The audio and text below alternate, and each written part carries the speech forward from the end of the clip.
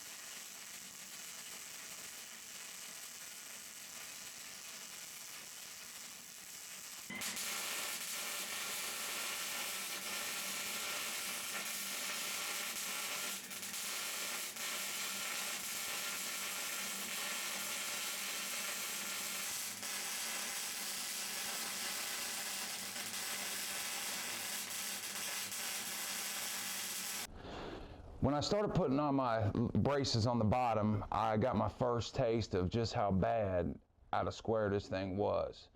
So this is what I had to do to get it somewhat square, but it's still a tiny bit off, but it's not going to be enough to hurt anything, I think. So from this point, I'm going to install my side braces here, weld them together. I have one tacked in over on the far side, but it's not welded on both sides, it's just tacked on one.